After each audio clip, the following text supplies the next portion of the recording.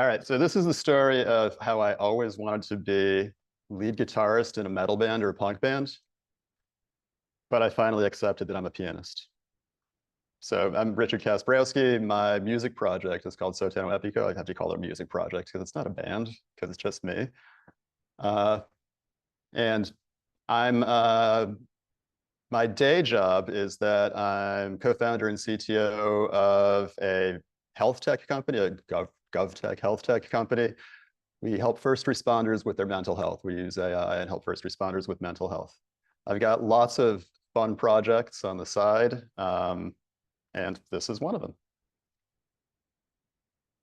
There will be 2 digital interactions. Join me there. Oh, and we've got the Apple stuff. So if I do stuff like that, you see balloons.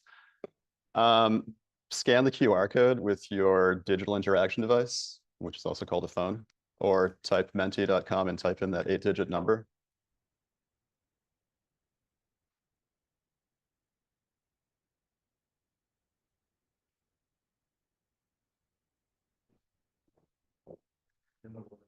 For people who are in the room, I brought gifts because, like any cool band, I have stickers. And if you get lucky, there's temporary tattoos as well. That's really cool.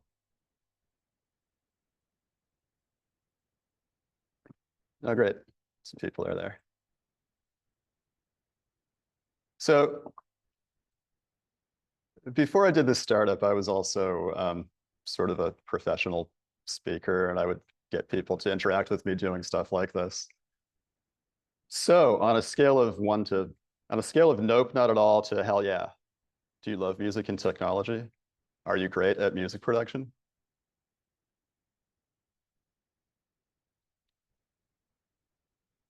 And then I pause and take a sip of water. And it always works this way somehow. I don't know how that happens, but it always works that we really want it, but we're not good at it yet. And therefore I'm here.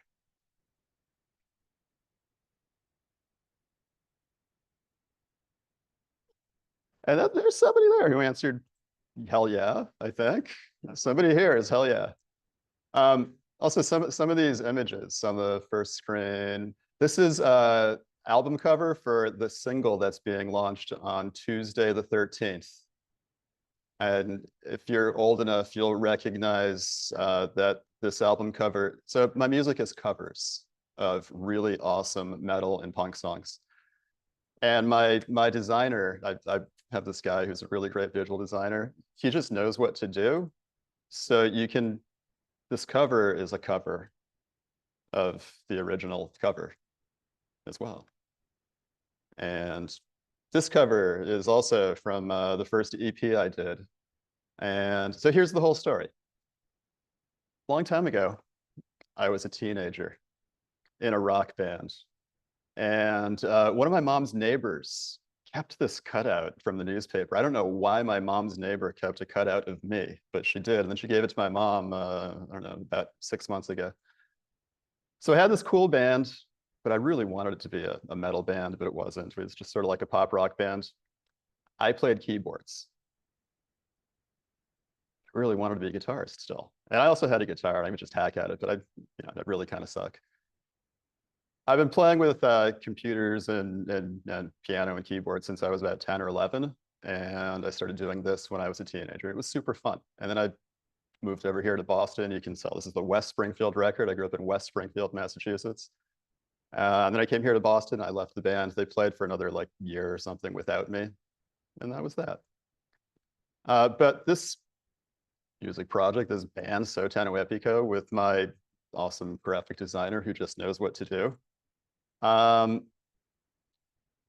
the year 2000, you might remember there was a pandemic.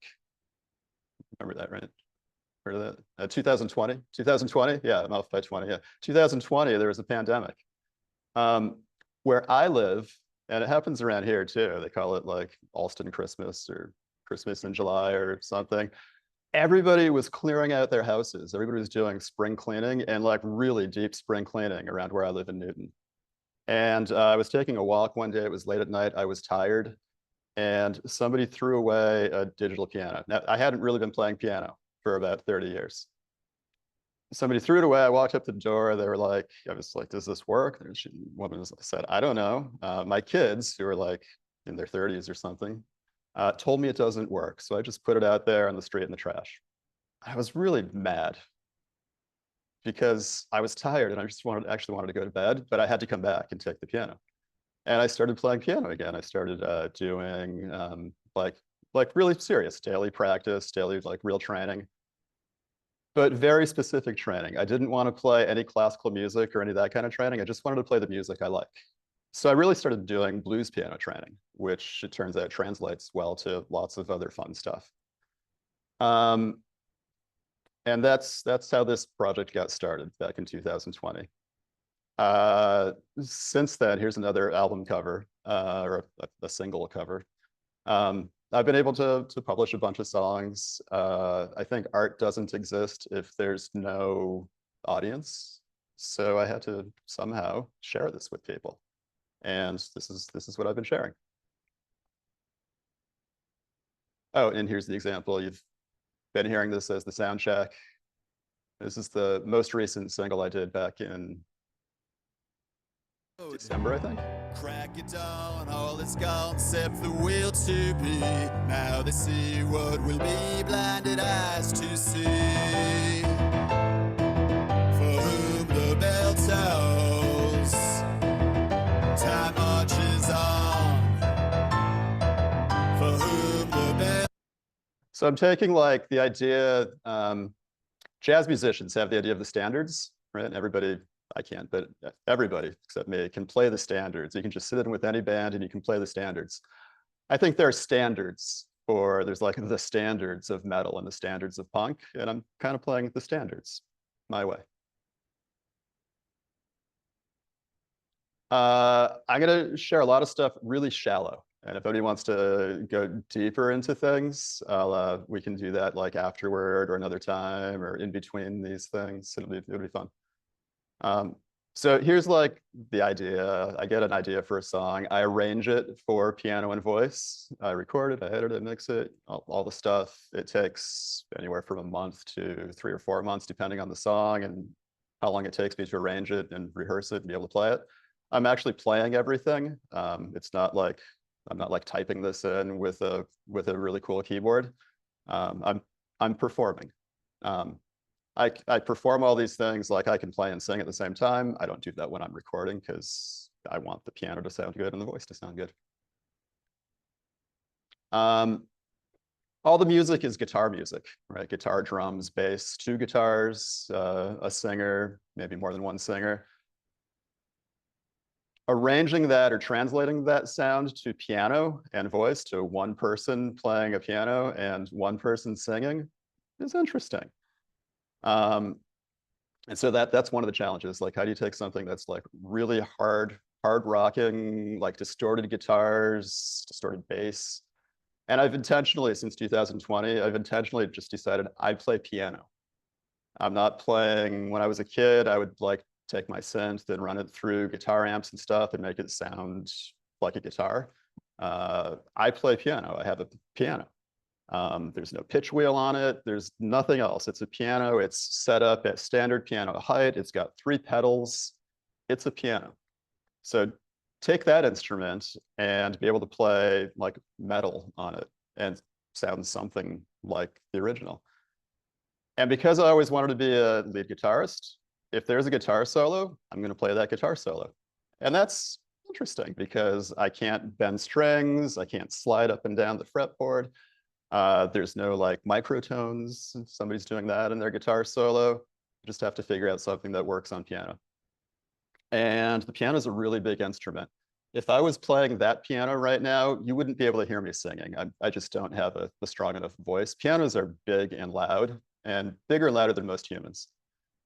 So learning how to make space for my voice, I'm not a professional engineer or producer, so learning how to help my voice stand out through all that sound was interesting. So taking guitar parts, translating them to piano is interesting. Here's an example of an original and then my version of it. And this might work. Start at 219, right around here.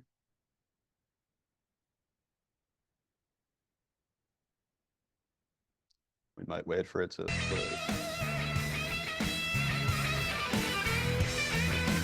Here's a song everybody know. Right, there's guitar solo. It's a distinctive guitar solo. He plays it the same way every time. This is live. The recording is live.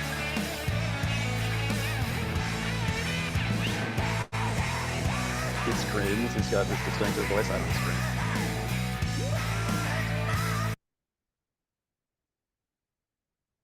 And then here's another version of it while it loads over the network.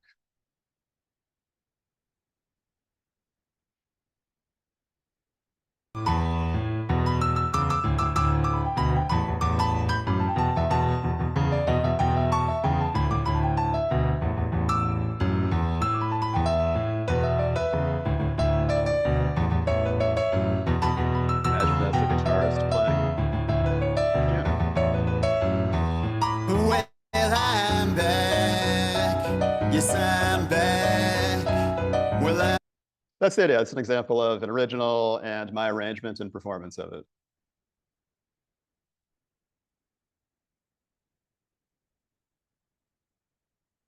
For arranging, I'm using, if anybody's used OnSong as a performance tool, it's a good tool for just put it on the piano or put it in front of you on a stand and play along with it.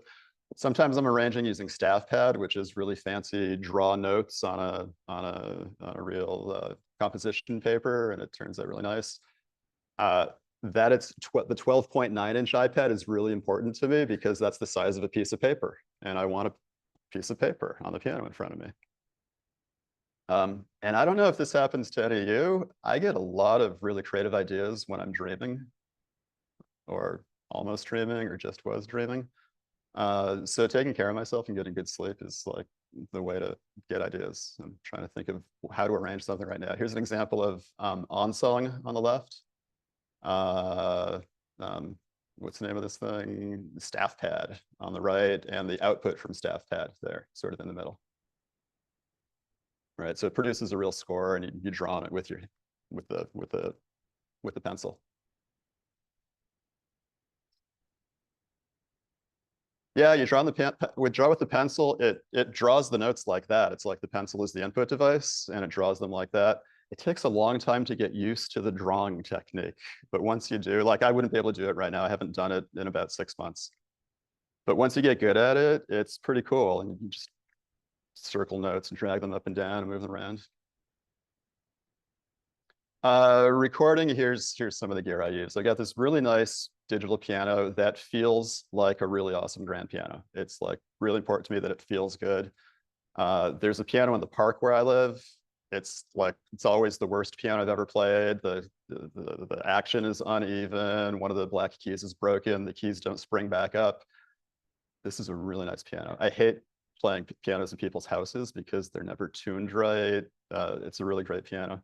Running it through like old-fashioned MIDI, the one with the circular connector and all that, through a digital audio interface to this computer, to Logic, and a really awesome piano plugin called Noir. And then for my vocals, I got this nice mic with a little cloud lifter for it. It goes into another audio interface to Logic. And that looks like this. So there's the piano with the 3 pedals and everything, standard piano height. That thing in the middle is a pedal. It's a Bluetooth keyboard that, if you think it's a keyboard that has an up arrow key and a down arrow key, or something like that. Maybe it's left and right, I don't remember. And I use it to turn the pages when I'm playing. It's really nice to have that up my left foot and turn the pages instead of doing this to turn pages. There's the audio interface, and you can see Logic with the piano plugin there. The piano plugin is super cool. I've customized it just a little bit. It's like a super great sample and model of an awesome grand piano, including like pedal sounds. And I've got it so like you can hear the pianist sort of moving in his chair a little bit. And you can hear the hammers moving and everything. It's really nice. There's the mic, there's the cloud lifter, there's the audio interface, the digital interface for the mic. I actually like this digital interface more than like everybody uses a Scarlett. With this one, I don't have to keep pressing the phantom power button every time I turn it on. It just stays on. So I never forget phantom power because it's just on. Editing, MIDI editing. I try to keep it sounding natural and real. So I'm mostly, but it turns out when you're doing a recording, it's different from a live performance. It actually has to sound good. Has anybody read David Byrne's book, How Music Works? Right, so he talks about the difference between a live performance and a recording. In a live performance, you can tell that something happened on stage and your ears adjust to it, your eyes adjust to it. But on a recording, you don't get those cues. So if something's wrong on a recording, it just sounds bad. So you have to fix things.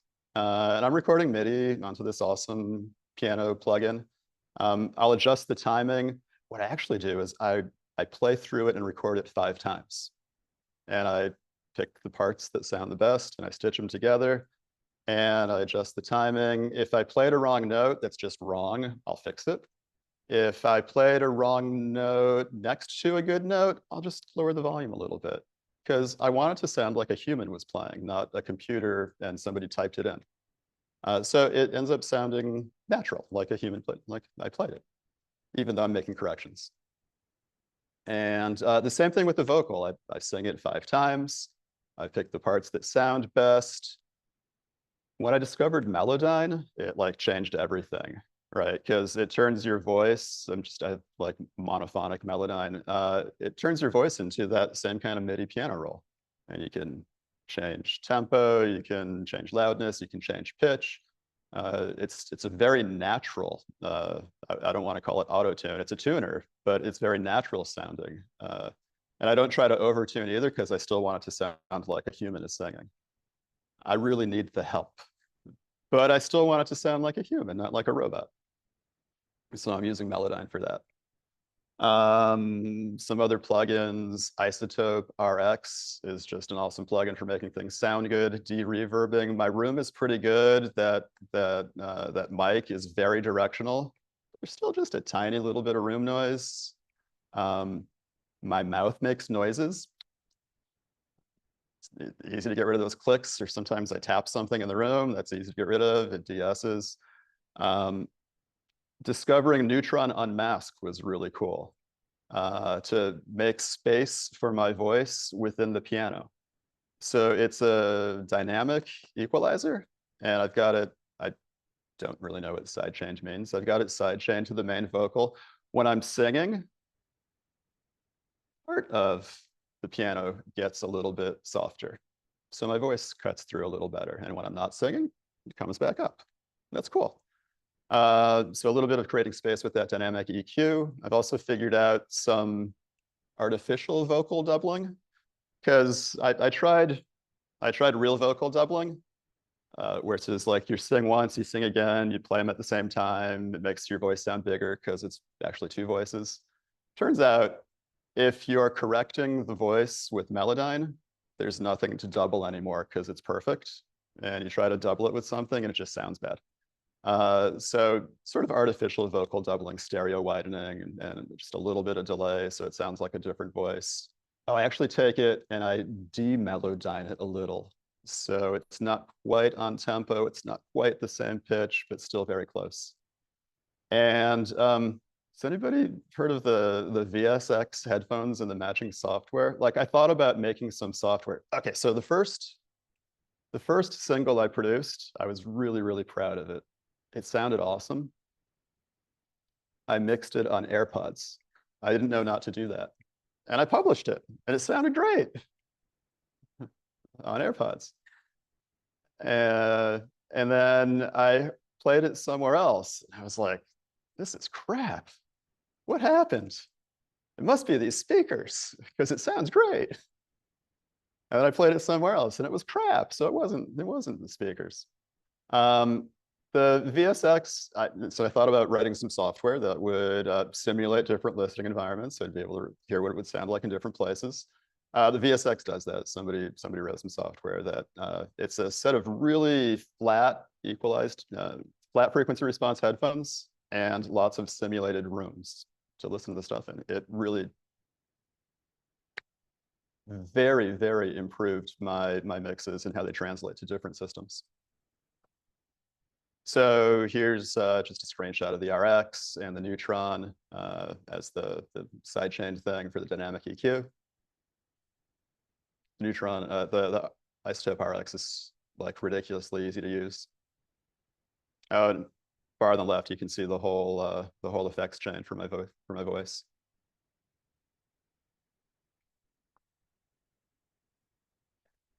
Oh, there's the unmask the dynamic EQ.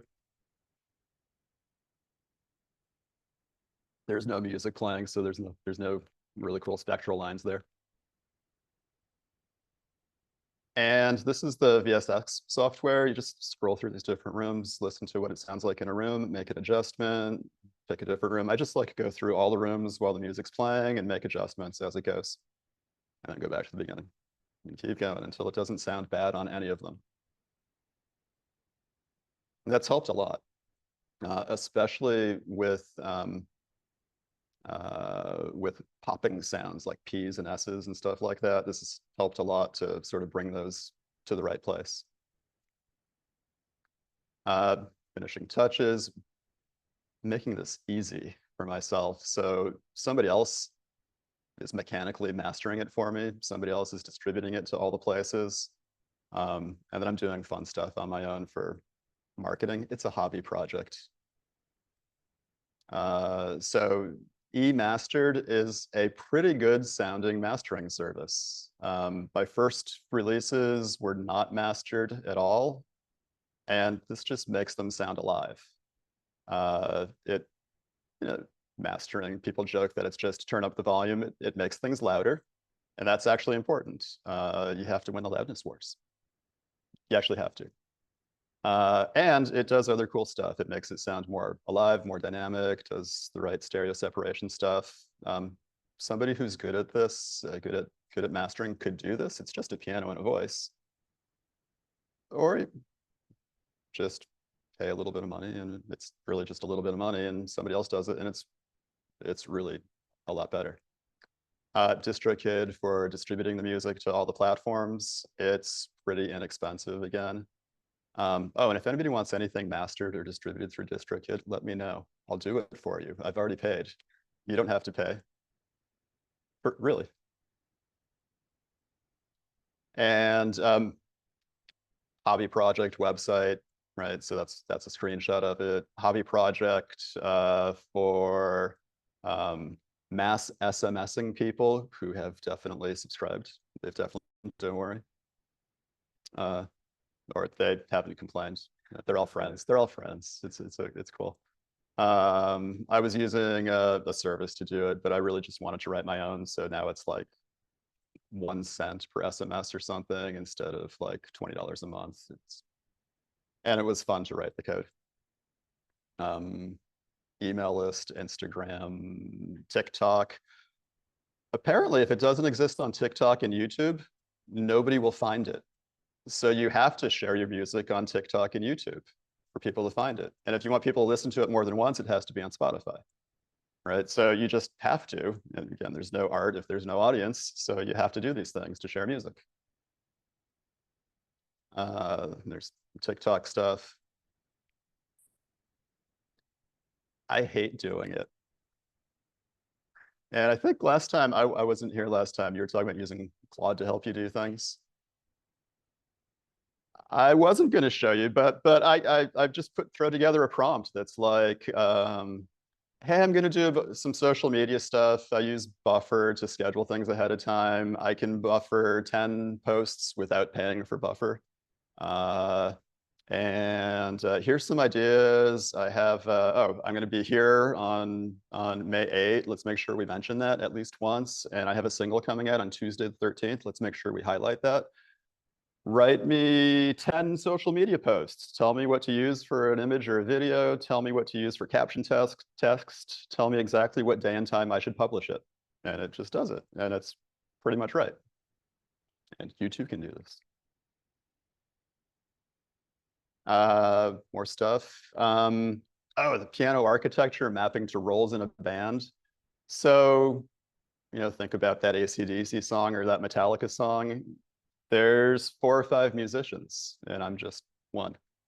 So the voice, obviously, there's a voice, and those bands don't have backing vocals, so that's easy. Usually my left hand is some combination of the bass and drums, like the rhythm section. My right hand is kind of like the rhythm guitar and the lead guitar. It's kind of obvious, but that's pretty much how all the arrangements always come out. Sometimes something else, but that's pretty much it. Sound masking, so things like getting rid of the room noise, which it's a very quiet room. It's actually my basement, and it's underground on 2 of the walls. The other walls are pretty quiet as well. So it's a pretty quiet room, but it's a small room, and you can actually hear the reverb in the room. The directional mic helps a lot. I've got some sound treatment on the walls. But like the Isotope RX helps a lot. And then using the dynamic EQ to bring down the volume of the frequency ranges of the piano helps my voice come out. And the standards, pick the right songs. And these are really just the songs that are in my part. They're the songs that I love since I was, have you read the research that says the music you're listening to when you were 13 is the music you love? That's the music I was listening to when I was 13. So it's the music I love. And I just have the music in my head. It's the stuff I want to play, even though I'm a pianist. I've got a checklist. Like the first time I did this, it was hard because I didn't know what I was doing. I had some idea when I was that teenager in the photo at the beginning. I had a 4-track recorder. It was awesome. I had a drum machine. I was doing stuff on my own. I had a bass guitar. I was tracking all my own stuff. So I sort of knew what to do overall, but now I just have a checklist. I'm just going down the checklist, and it's easy. So I got this, and the last song that I produced is just copy as new project, and that's the next song, and it's pretty much all set up. Oh, and I'm a software developer, right? And I'm sort of, it's kind of a joke, but not really. I'm small scale famous in the world of agile software development. I teach the course at Harvard called Agile Software Development. I've done like a bunch of talks and keynotes on this stuff. I publish whatever I'm working on every week. So, and I set aside Wednesday mornings to do music editing and recording. Yesterday, Wednesday morning, I published a new version of the next song, work in progress. And however it sounds. And people can tell me it sucks. People tell me it's good. It's just work in progress. The piano isn't edited yet. My voice isn't tuned yet. It's just what it is. And it's important to me to just put it out there, maybe get feedback on it, but actually have something done every week, something new done. That's the weekly release on SoundCloud, free account, no big deal. Just publish it, get it out there. And Friday the 13th, obviously a very metal day. So at Friday the 13th is when I publish collections like EPs and albums. And Tuesday the 13th, it turns out in Latin America is also an unlucky day. So Tuesday the 13th is for releasing singles. So that's why this Tuesday the 13th, there's a new single coming. That's it. Questions, comments? I'd actually love feedback. If go back to that digital interaction device and let me know what you thought. And it's just like, tell me what you thought. Tell me what would make it better. Ask me questions as we go.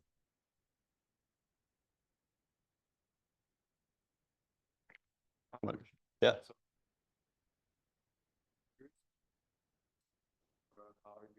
I mean, I just mentioned how you have a framework to like put in time and music, but you have like Yeah. how do something similar, like how do you like offer music production? All right. How do I fit this into my time? What drives me? I just like making music. I like creating, right? So creating software is one way of creating music is another way. I've written books too. I brought This is an example of a book. One of my hobbies is practicing Spanish as well. So just another thing to do for fun. I wrote a short novel in Spanish just to practice Spanish. And this is based on the story of me being a kid in that band back in the 80s. And this is the story of some kids in a town in make-believe town in Massachusetts, but it's based on every character's like one of the characters in my band, more or less, with a different name. So if anybody wants to check that out, I'll just leave it there. I just set aside time for it. Every Wednesday is music editing day.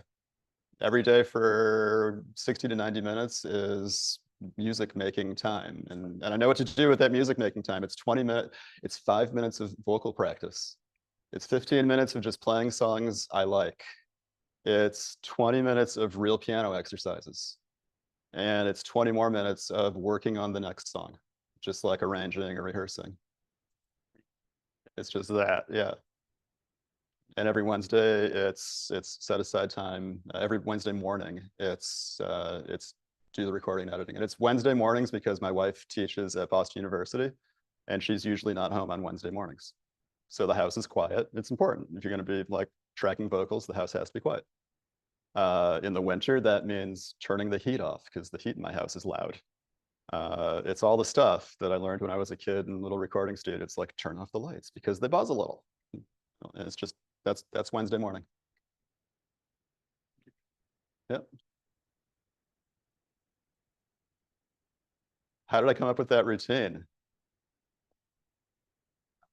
I don't know. Like getting good at anything is really just doing it. So just do it for an hour a day. It's pretty much what I do. An hour to 75 to 90 minutes a day is just playing music. It didn't take long to rebuild piano technique, and it didn't take long to become a decent enough singer. It's just do it every day. I also have very flexible work hours. Like I put a lot of time into work, but most of my colleagues, we don't have an office. My co-founders in Seattle, person I write code with every day is in California.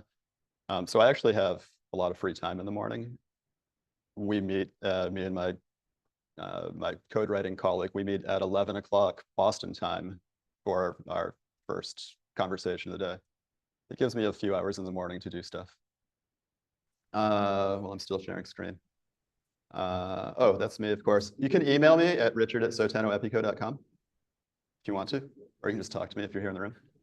And I gave you stickers if you're here in the room. If you're not here in the room and you want stickers, let me know. I'll send you some. And new single on Tuesday, listen to it. All the music at sotanoepico.com.